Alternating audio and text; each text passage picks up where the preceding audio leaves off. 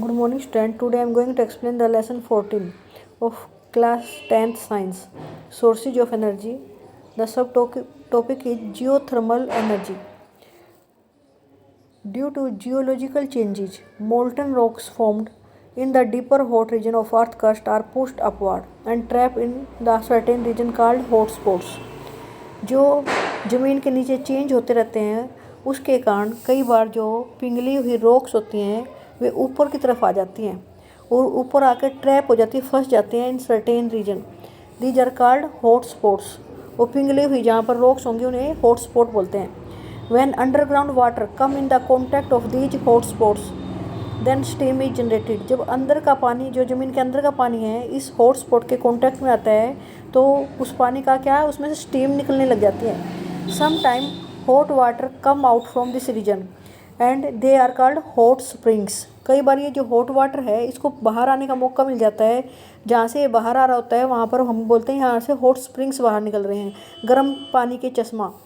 The steam trapped in the rock is rooted through pipes. फिर जो steam है, जो पानी अंदर था उसकी जो स्टीम बन गई, उसे पाइप के थ्रू बाहर लाते हैं और उससे क्या, उसे रोटेट करते हैं टर्बाइंस को टू जनरेट द इलेक्ट्रिसिटी.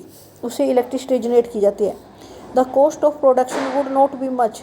इसकी जो कॉस्ट है प्रोडक्शन की ज़्यादा नहीं है, but there are very few commercial viable sites. लेकिन कमर्शियल रूप से यूज की जा सके ऐसी इलेक्ट्रिसिटी, इतनी इलेक्ट्रिसिटी पैदा करने वाली साइट्स बहुत कम है, ऐसी जगह कम है. There are few power plants based on geothermal energy in New Zealand. आपको ये जो जियोथर्मल एनर्जी के पावर प्लांट मिलेंगे वे न्यूजीलैंड और यूनाइटेड स्टेट ऑफ अमेरिका में मिलेंगे. अपने इंडिया में ऐसा बहुत ही कम साइट्स हैं. नेक्स्ट है nuclear energy.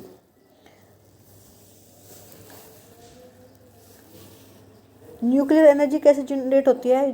Bye nuclear fission, by the process nuclear fission. अभी न्यूक्लियर फिजन क्या है?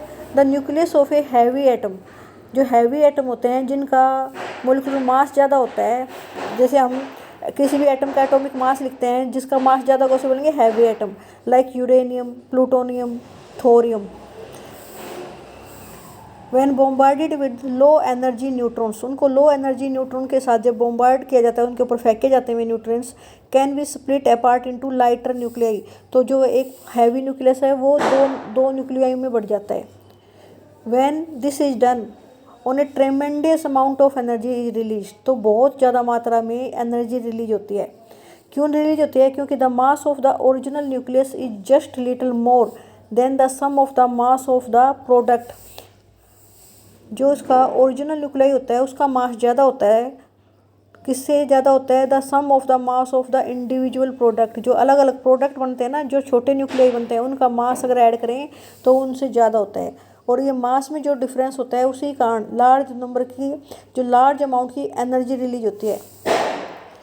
The fusion of an atom. एक एटम जब टूटता है यूरेनियम का तो ऑलमोस्ट 10 मिलियन टाइम्स ज़्यादा एनर्जी प्रोड्यूस करता है, जितना कि अगर हम एक एटम कार्बन का ले और उसे जलाएं. अगर हम एक कार्बन का एटम लेकर उसे जलाएं तो जितनी मात्रा में हीट पैदा होगी ना, उससे ज़्यादा 10 मिलियन टाइम्स ज़्यादा हीट पैदा होती है अगर हम यूरेनियम का फ्यूजन करें, मतलब यूरेनियम को तोड़ें. तोड़ने के लिए क्या लिया हमने? लो एनर्जी न्यूट्रॉन्स उसके ऊपर फेंके यूरेनियम पर, तो वो दो टुकड़ों में टूट जाता है, दो एटम बन जाते हैं जिनका अगर हम मास देखेंगे तो कम होता है थोड़ा सा यूरेनियम से. इन न्यूक्लियर रिएक्टर डिजाइन, इसके लिए न्यूक्लियर रिएक्टर डिजाइन किए जाते हैं. क्यों? फॉर इलेक्ट्रिक पावर जनरेटर, जहाँ पर इससे इलेक्ट्रिसिटी पैदा की जाएगी. और ये जो न्यूक्लियर फ्यूल एक्ट करेंगे, जो यूरेनियम है, थोरियम है, वहाँ पर एज ए न्यूक्लियर फ्यूल लिया जाता है. और ए self sustaining fission chain reaction that release energy at a control rate, वो हमेशा उसमें चलती रहती है. उन न्यूक्लियर रिएक्टर में क्या चलेगी? एक सेल्फ सस्टेनिंग फिजन चैन चलेगी that release energy at a control rate. The release energy can be use to produce steam. और जो एनर्जी अब पैदा होएगी उसको यूज करेंगे उस न्यूक्लियर एनर्जी को to produce steam and generate electricity. सबसे पहले जो ये है रूल जो है ये हमें अल्बर्ट आइंस्टीन जी ने दिया था. अल्बर्ट आइंस्टीन जी ने बताया था, in nuclear fission the difference in the mass that is called delta M between the original and the product nuclei get converted to energy. जो उनके मास में डिफरेंस होता है ना, एक बड़े भारी एटम के टूटने के बाद जो नए एटम बनते हैं उनके जो मास में जो डिफरेंस होता है वो मास में जो एनर्जी है ना वो ही एनर्जी के रूप में कन्वर्ट होता है। E = Δ mc²। कितनी एनर्जी निकलेगी? जितना उनके मास में डिफरेंस है मल्टीप्लाई बाय c²। यहाँ c क्या है? Speed of light. तो ये सबसे पहले अल्बर्ट आइंस्टीन जी ने हमें ये फॉर्मूला दिया था जिसके बेस पर न्यूक्लियर एनर्जी रिलीज होती है।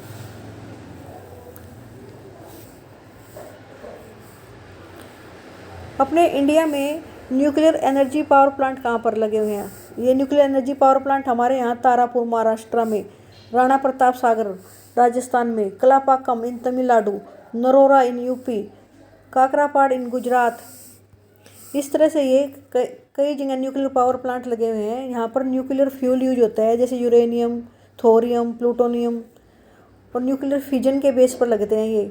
आपको क्या करना पड़ता है? इसमें न्यूक्लियस जो भारी न्यूक्लियस होते हैं उनको तोड़कर छोटे न्यूक्लियस बनाए जाते हैं और उससे लार्ज अमाउंट ऑफ हीट पैदा होती है।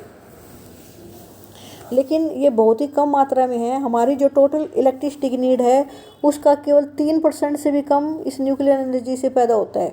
न्यूक्लियर एनर्जी पावर प्लांट बहुत ही कम मात्रा में हमें इलेक्ट्रिसिटी देते हैं। इनका मतलब बहुत कम यूज हो रहा है। कई कंट्रियों में लगभग 30% उनके जो इलेक्ट्रिसिटी की नीड है ना वो इनसे पूरी होती है न्यूक्लियर पावर प्लांट से। द मेजर हैजार्ड, अब इसकी कमियाँ क्या है? The major hazard of nuclear power generation is to store and disposal of the spent और यूज फ्यूल। एक बार जब ये यूरेनियम थोरियम यूज कर लिए, एक बार उनका फ्यूल यूज हो गया तो उसके बाद उसे स्टोर करना, डिस्पोज करना बहुत ही मुश्किल है, क्योंकि uranium still decaying into harmful सब atomic particle radiation.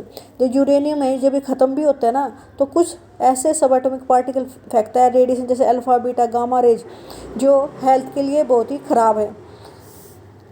Improper nuclear waste storage and disposal result in environmental कॉन्टिनेशन।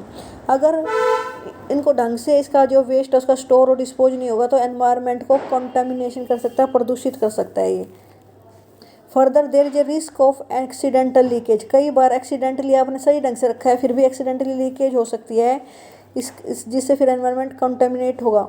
The high cost of installation of nuclear power plant. एक इसकी जब इसको इंस्टॉल किया जाता है इस पावर प्लांट को तो बहुत ज़्यादा कॉस्ट लगती है, बहुत पैसा लगता है।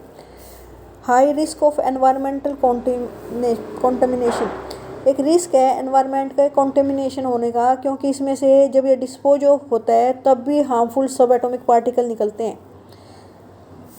एक availability of uranium make large scale use of nuclear energy prohibited. हमारे पास यूरेनियम है जो वो बहुत कम मात्रा में है, तो यूरेनियम के ऊपर बेस है ये, तो न्यूक्लियर एनर्जी पावर प्लांट इसलिए कम मात्रा में कम है हमारे देश में। Nuclear energy was the first use for destructive purpose before nuclear power station. बिजली बनाने से पहले इस न्यूक्लियर एनर्जी का प्रयोग डिस्ट्रक्टिव पर्पज में विनाश करने के लिए हुआ था।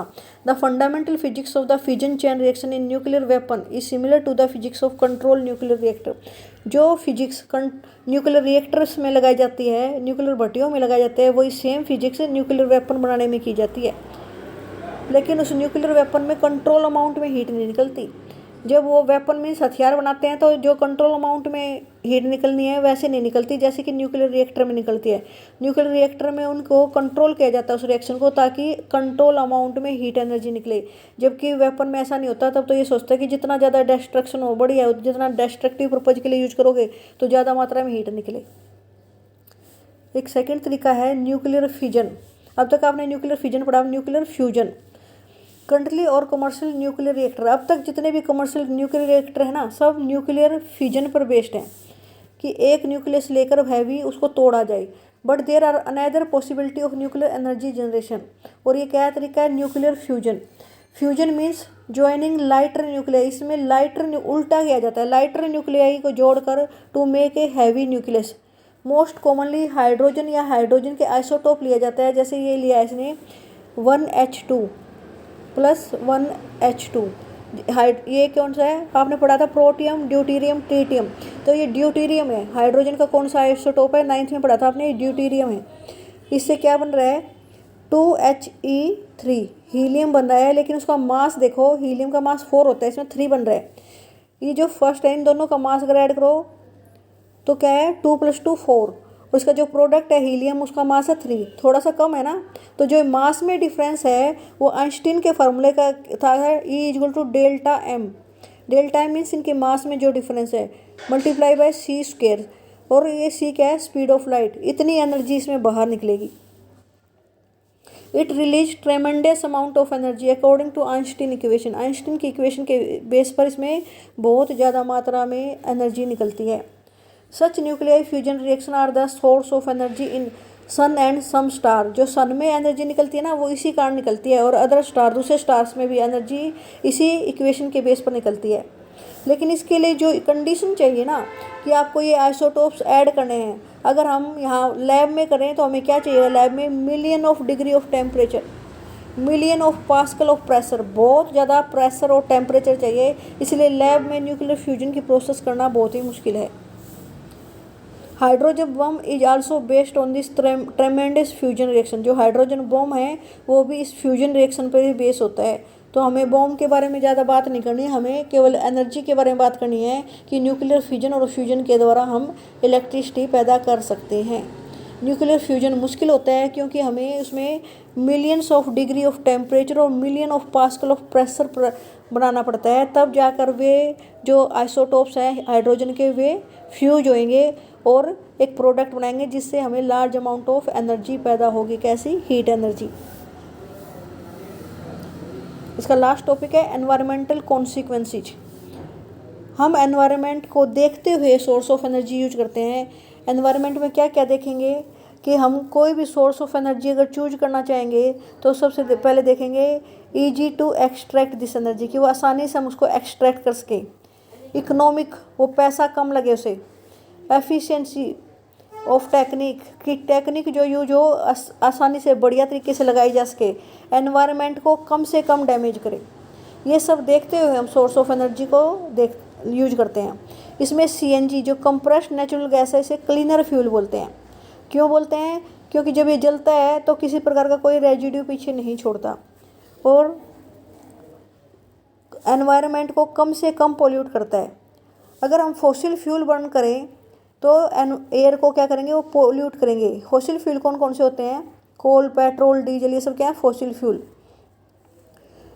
कई बार हम कुछ ऐसा डिवाइस भी, but the assembly of device would have cause some environment. क्या करते हैं हम? जो सोलर सेल यूज करते हैं, कई बार सोलर सेल यूज करते हैं तो एनवायरनमेंट को कम पोल्यूट करते हैं, लेकिन जब उसको असेंबल किया जाता है ना तो वो एनवायरनमेंट को थोड़ा पोल्यूट जरूर करेगा। हम इस तरह से कोई भी सोर्स ऑफ एनर्जी को ढूंढते हैं कि वो कम से कम हमारे एनवायरनमेंट को पोल्यूट करे, इकोनॉमिक पैसा कम लगे और उसमें हम जो डिवाइस यूज करें वो इजीली हम प्राप्त कर सकें, उसको ट्रैप करने के लिए उस हीट ऑफ एनर्जी को। नेक्स्ट टॉपिक है how long will an energy source last us. कोई एनर्जी का सोर्स हमारे पास कब तक रहेगा? जो ऐसे हमने अब तक फॉसिल फ्यूल के बारे में पढ़ा, इन्हें कैसे बोलते हैं? Exhaustible source of energy. Exhaustible क्यों बोलते हैं? ये लिमिटेड अमाउंट में है। If we use them at alarming rate they will be finished. अगर हम उन्हें लगातार यूज करते रहेंगे तो वो ख़त्म हो जाएंगे, इसलिए इन्हें एग्जॉस्टिबल सोर्स बोलते हैं। और non renewable source of energy भी बोलते हैं। जैसे, और जो रिन्यूएबल सोर्स ऑफ एनर्जी होती है वो क्या होती है? जो लार्ज अमाउंट में अवेलेबल है, लाइक वुड, लकड़ी। अगर लकड़ी को हम पेड़ लगाते रहें तो हमें फायरवुड आसानी से मिलती रहेंगी, जिसकी सप्लाई लगातार हो सके, जो लिमिटेड ना हो। Like air energy, water energy, ये सब क्या है? Renewable source of energy. Renewable means जो हमें बार बार मिल सके। तो स्टूडेंट, एक लेसन आपका कंप्लीट हो गया। इसे आप अच्छी तरह से रीड करना और उसके क्वेश्चन आपने राइट डाउन करने हैं। Okay student.